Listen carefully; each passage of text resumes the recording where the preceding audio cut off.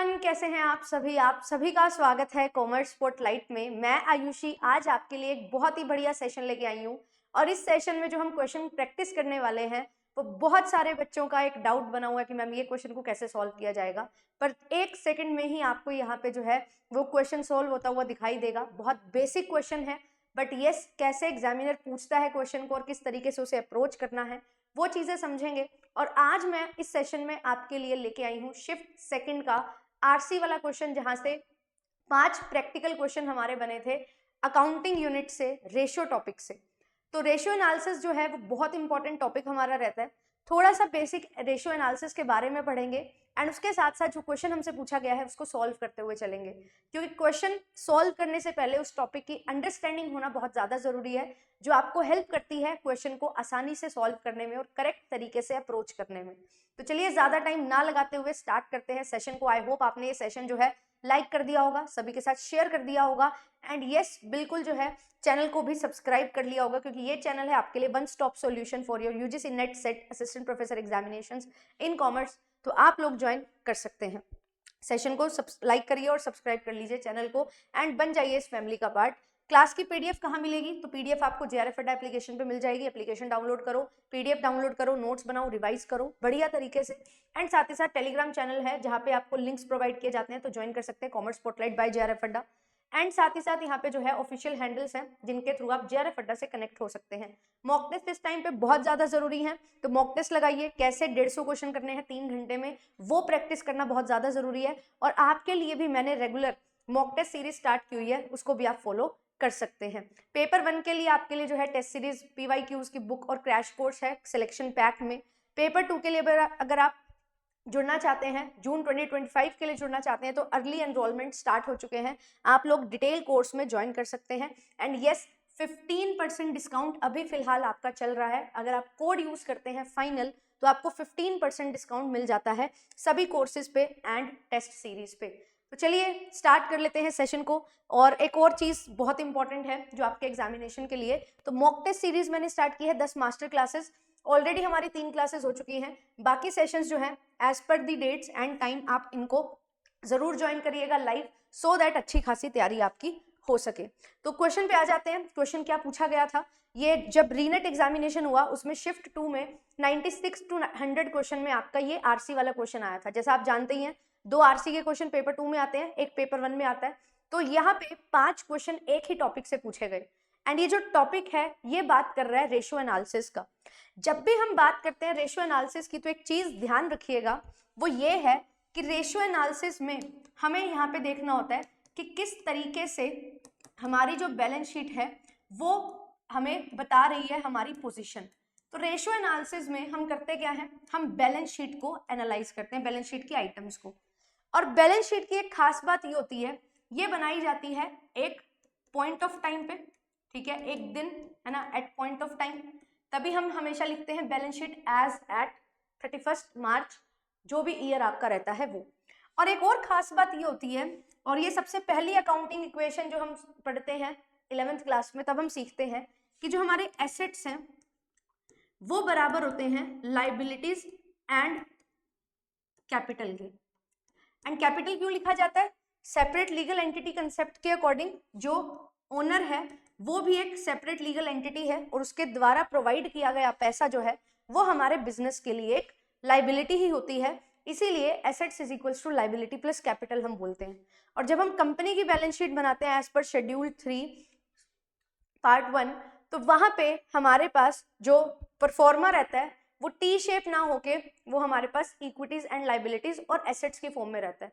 तो equity and liabilities जो है वो एक तरफ एंड जो एसेट्स हैं उनका टोटल होता है एक तरफ, और हमें ये पता है वो टोटल हमेशा सेम रहेगा बैलेंस शीट में। तो यही एक इंपॉर्टेंट एस्पेक्ट का ध्यान रखते हुए हम ये जो क्वेश्चन है इसको सॉल्व करते हुए चलेंगे। सिनेरियो हमें दिया हुआ है कि एक फाइनेंस मैनेजर है कंपनी का, ठीक है, वो वेकेशन पे गया हुआ है। अब वहां पे कनेक्टिविटी नहीं है, तो उसका जो मैनेजर है वो सीईओ है जो कंपनी का, वो कुछ डेटा चाहता है, उससे पूछना पर पूछ नहीं पा रहा है। तो उसको कुछ चीजें याद है, तो जिस वजह से उसने वो अपने मैनेजर को बोल दिया, सीईओ को बोल दिया, और सीईओ की मीटिंग है नेक्स्ट डे चेयरमैन के साथ, तो उसको वहां पे डेटा है जो प्रेजेंट करना है। तो इसकी हेल्प से आपको यहाँ पे 5 क्वेश्चन जो पूछे गए हैं वो बताने हैं। तो हमें यहाँ पे रेशोज दी गई हैं। रेशोज हमारी 4 तरीके की होती हैं, liquidity ratio, solvency ratio, activity ratio जिनको टर्नओवर रेशो भी बोलते हैं, एंड लास्टली होती है प्रॉफिटेबिलिटी रेशो। तो यहाँ पे हमारे पास अलग अलग रेशोज हैं और कुछ वैल्यूज दी हुई हैं। Current debt to total debt ratio है 0.4, यानी कि जो टोटल डेट है उसमें अभी एट प्रेजेंट कितना हमने डेट लिया है वो 0.4 है, यानी कि 40% है। ओनर की जो इक्विटी है और टोटल डेट है इसकी रेशो जो है वो 60% है, यानी कि जितनी इक्विटी है उसका 60% हमारे पास टोटल डेट है। फिर उसके बाद fixed assets to owner equity दिया हुआ है कि जितनी ओनर इक्विटी है उसके रिस्पेक्ट में फिक्स्ड एसेट कितने हैं, वो भी 60% है, 0.60। एसेट टर्नओवर रेशो जो है 2 टाइम्स गिवन है। इन्वेंट्री टर्नओवर हमें 8 टाइम्स दी हुई है, क्योंकि टोटल एसेट्स में एक करंट एसेट में इन्वेंट्री एक हिस्सा होता है, ठीक है। तो इन्वेंट्री टर्नओवर जो है वो ज्यादा है as compare to total asset turnover. और जो ओनर्स की इक्विटी है वो हमें 1 लाख रुपया दी हुई है। अब इस बेसिस पे ये जो इंफॉर्मेशन है, इस इंफॉर्मेशन या हम बोल लें ये जो डेटा है, इसके बेसिस पे हमें इंफॉर्मेशन डिराइव करनी है। एंड 5 क्वेश्चन आपसे पूछे गए हैं, उन क्वेश्चंस का आपने आंसर देना है। सबसे पहले यहाँ पे अगर मैं पढ़ूं क्वेश्चन को, लिखा हुआ है find out the value of the total assets of the from the given information. मुझे निकालने हैं टोटल एसेट्स। मैम ये जो टोटल एसेट्स होते हैं, सबसे पहले मेरे दिमाग में क्या आना चाहिए, ये मिलके बनते हैं fixed assets plus current assets है ना। Non current assets plus current assets मिलेंगे तो टोटल एसेट्स बन जाएंगे, ठीक है। मैम क्या क्वेश्चन में टोटल एसेट्स जो है वो फिक्स्ड एसेट्स मुझे गिवन है या करंट एसेट्स मुझे गिवन है? ऐसा कुछ भी नहीं है।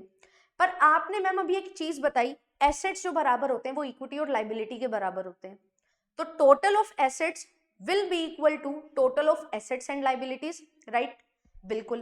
तो अब यहाँ पे मेरे पास ओनर्स इक्विटी है, equity and liabilities, I already mentioned कि इक्विटीज एंड लाइबिलिटीज के बराबर एसेट होगा।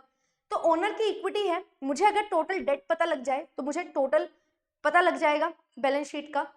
1 लाख यहाँ पे ओनर की इक्विटी है।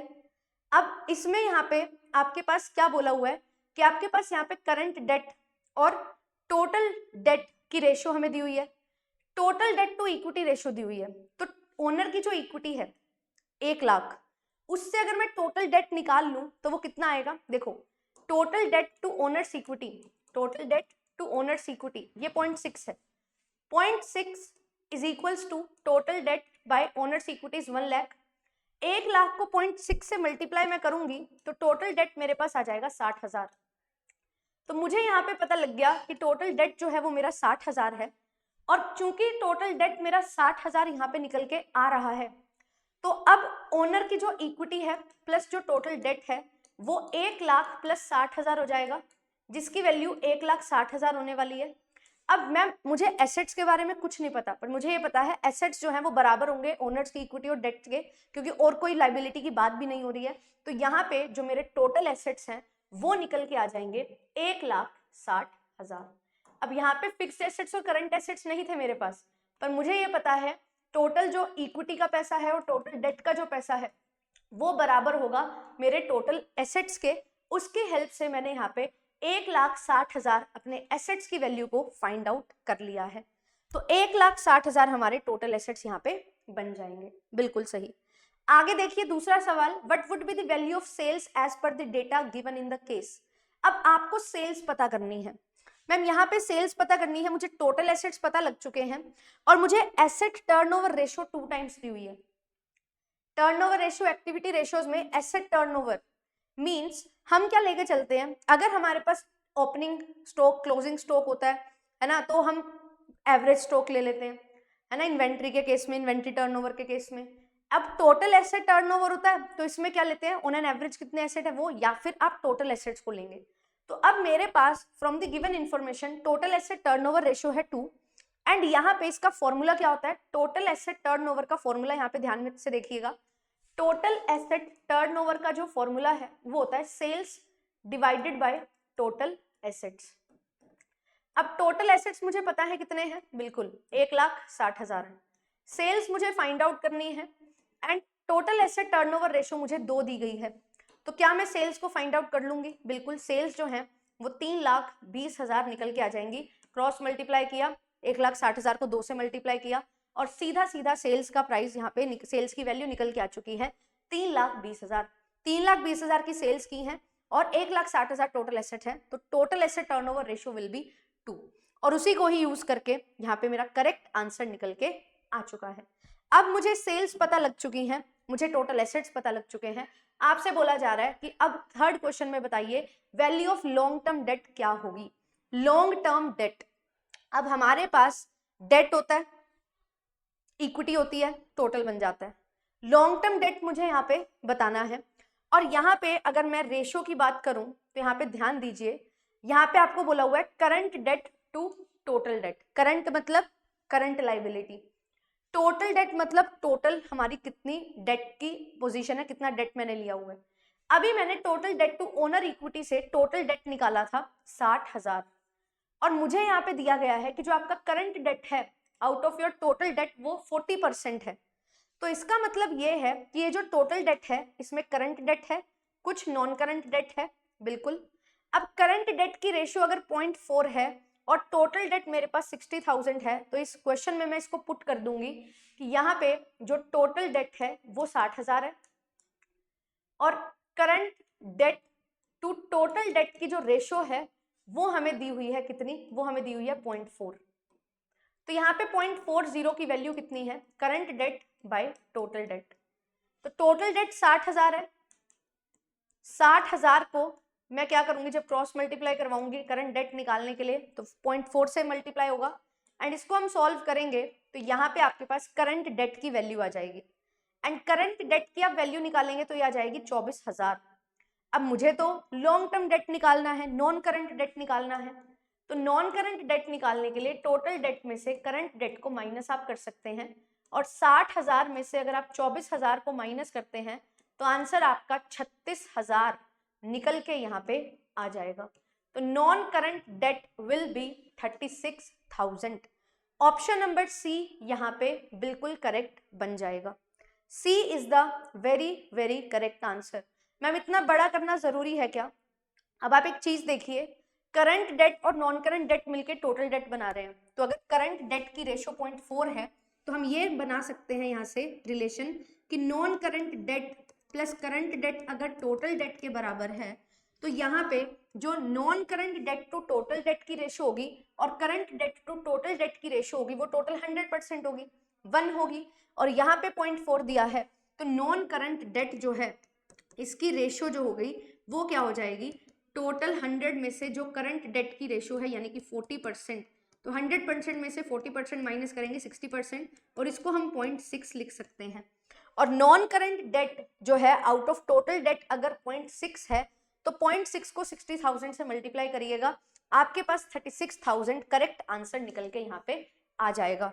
तो इस क्वेश्चन का आंसर क्या 3 है? बिल्कुल, इस क्वेश्चन का आंसर हमारे पास ऑप्शन नंबर 3 यानी कि 36,000 बन जाएगा। आगे देखिए 99th क्वेश्चन यानी कि 4th क्वेश्चन इस आरसी का ये बोल रहा है कि आपको ये बताना है कि इन्वेंट्री कितनी होगी। अब इन्वेंट्री मुझे निकालनी है, इन्वेंट्री टर्नओवर रेशियो मुझे दी हुई है 8 टाइम्स, राइट। अब इन्वेंट्री टर्नओवर क्या होती है? इन्वेंट्री टर्नओवर रेशियो होती है कि आपकी कितनी एवरेज इन्वेंट्री रही एंड कितना सेल्स आपने किया। तो अब अगर मुझे आईटीआर निकालना है ma'am, opening inventory closing inventory ऐसा कुछ तो नहीं बन पाएगा, तो अगर ऐसा नहीं होता तो हम टोटल इन्वेंट्री ले लेते हैं, कोई प्रॉब्लम नहीं है। तो यहाँ पे इन्वेंट्री टर्नओवर रेशियो 8 टाइम्स है। सेल्स मैंने फाइंड आउट की थी सेकंड क्वेश्चन में 3,20,000 है, तो यहाँ पे इन्वेंट्री कैसे निकलेगी? आईटीआर जो है इन्वेंट्री टर्नओवर रेशियो, इसका फॉर्मूला होता है sales divided by inventory, right. तो अब यहाँ पे ये 8 है, सेल्स है 3,20,000, डिवाइड करेंगे इसको इन्वेंट्री से और इन्वेंट्री की वैल्यू हमारी निकल के आ जाएगी। Inventory will be 3,20,000 divided by 8, तो 40,000 की हमारी यहाँ पे इन्वेंट्री जो है वो बन जाएगी। So the answer for this question will be option number 1 40,000 and yes 40,000 is the very very correct answer, right. यहाँ पे 40,000 हो गया। मैम अगर ओपनिंग इन्वेंट्री और क्लोजिंग इन्वेंट्री पूछा जाता तो कुछ ना कुछ दिया जाता रिलेशन कि टोटल इन्वेंट्री में इतना आपका ओपनिंग इन्वेंट्री रहा, इतना क्लोजिंग इन्वेंट्री रहा, वो रिलेशन होता कि ओपनिंग इन्वेंट्री क्लोजिंग इन्वेंट्री से इतना ज्यादा है या इतना कम है, और उस बेसिस पे हम यहाँ पे इसको फाइंड कर सकते थे, बट अभी ओनली हमारे से इन्वेंट्री पूछा है तो वो ओनली इन्वेंट्री हमने बता दी है। आगे देखिए, बात कर रहा है फिक्स्ड एसेट्स की रेशो, यहाँ पे जो है एज पर द रेशो कितना होगा, तो वैल्यू निकालनी है फिक्स्ड एसेट्स की as per the ratio given below. तो यहाँ पे हमारे फिक्स्ड एसेट्स कितने होंगे ये हमें फाइंड आउट करना है। तो क्वेश्चन देखिए, current debt to total debt है, total debt to owners equity है, fixed assets to owner equity हमें दिया हुआ है, तो फिक्स्ड एसेट्स की वैल्यू निकालनी है। तो fixed assets to owner equity 0.6 है, तो ओनर इक्विटी अगर 1 लाख है जो कि हमें गिवन है, तो यहाँ पे हम क्या करेंगे, ओनर इक्विटी जो है वो 1 लाख है ना, और हमारे पास fixed assets to owner equity की जो रेशो है वो दी हुई है 0.6, तो fixed assets by owners equity is equals to 0.6 है, तो fixed assets by 1 lakh is equals to 0.6। तो फिक्स्ड एसेट्स को हम क्या करेंगे, निकालेंगे अगर, तो 1 लाख को 0.6 से मल्टीप्लाई करेंगे तो फिक्स्ड एसेट्स हमारे निकल के आ जाएंगे कितने, 60,000। तो fixed assets will B 60,000। And क्या बी हमारा करेक्ट आंसर है, बिल्कुल बी हमारा बिल्कुल करेक्ट आंसर यहाँ पे निकल के आ चुका है। तो इस तरीके से आप कर सकते हैं अपने क्वेश्चंस को सॉल्व, एंड इसी तरीके से जो है पूरा आरसी जब भी आता है आपके पास एक टॉपिक से वो सॉल्व होगा। तो हमेशा एक चीज ध्यान रखनी है, जब भी कोई टॉपिक से आरसी आ रहा है उस टॉपिक की बेसिक अंडरस्टैंडिंग आपके पास होनी चाहिए। अगर इस क्वेश्चन में आपके पास ये आपके माइंड में नहीं आता कि जो टोटल ऑफ एसेट्स होता है वो टोटल ऑफ लाइबिलिटीज, और हम बोल सकते हैं डेट और लाइबिलिटी या लाइबिलिटी प्लस कैपिटल है, तो हम इस क्वेश्चन को नहीं कर सकते थे। बट अगर ये बेसिक चीज मुझे ध्यान है, मुझे याद है, ठीक है, ये मैं रिमेंबर कर पा रही हूँ पेपर में, तो ये क्वेश्चन आपका फ्री के नंबर देके जाने वाला क्वेश्चन बन जाता है, जहां पे आप 2 से 4 मिनट लगा के 10 नंबर अपने सिक्योर कर सकते हो। तो कभी भी डरना नहीं है इस टाइप के क्वेश्चन से। मार्जिनल कॉस्टिंग का भी 2022 में क्वेश्चन आया था, स्टैंडर्ड कॉस्टिंग का 2021 में क्वेश्चन आया था, सारे क्वेश्चंस आपको सॉल्व करवा रखे हैं। डरना नहीं है, बेसिक कंसेप्ट को हमेशा ध्यान रखना है, फॉर्मूलाज को हमेशा ध्यान रखना है, और बेसिक फॉर्मूलाज ही आपसे पूछे जाते हैं। तो ऑलवेज रिमेंबर, ये जो क्वेश्चन होते हैं ये आपके बेसिक से जुड़े हुए क्वेश्चन हमेशा आपसे पूछे जाते हैं। और बिल्कुल ऐसे ही आपके लिए जो है दूसरे हमारे आरसी आते हैं थ्योरी वाले, जिसमें आरसी दिया होता है उसी के बेसिस पे क्वेश्चन आपको फाइंड करने हैं, या आरसी एक टॉपिक से रिलेटेड है, उस टॉपिक की अंडरस्टैंडिंग के बेसिस पे आपको क्वेश्चन के आंसर देने होते हैं। वो आरसी भी आपको बिल्कुल प्रैक्टिस करवाए गए हैं और करवाए जा रहे हैं, और ऐसे ही आपके लिए क्लासेस जो हैं वो आती रहेंगी। थैंक यू सो मच, मिलूंगी आपसे नेक्स्ट सेशन में। Bye bye, and keep practicing the questions. Mock test आपके लिए हैं, and do like this session if you liked it. और अगर आपको लगता है कि हाँ एक्चुअल में जो इतना बड़ा हमारा डर बना हुआ था कि रेशो वाले क्वेश्चन आ गए, वो कैसे हमारे बहुत इजीली सॉल्व हो जाते हैं, बस एक बार बेसिक से रिलेट करने की देरी होती है, क्वेश्चंस में कुछ भी नहीं है, ठीक है। तो इसी तरीके से आसानी से जो है पढ़ने के लिए चैनल को सब्सक्राइब कर लो, एंड आपके लिए रेगुलर क्लासेस 6 बजे कॉमर्स स्पॉटलाइट पे हो रही हैं, एंड चैनल को सब्सक्राइब करिए, एंड इसी तरीके से पढ़ते हुए चलते रहेंगे। All the very best to all of you. अच्छे से पढ़िए, अच्छे से समझिए चीज़ों को। कोई भी डाउट होता है कमेंट्स में बोल दो, कोई भी टॉपिक में दिक्कत है कमेंट्स में बोल दो, उसकी क्लासेस आपके लिए बिल्कुल अवेलेबल करवा दी जाएंगी। Thank you so much, bye bye.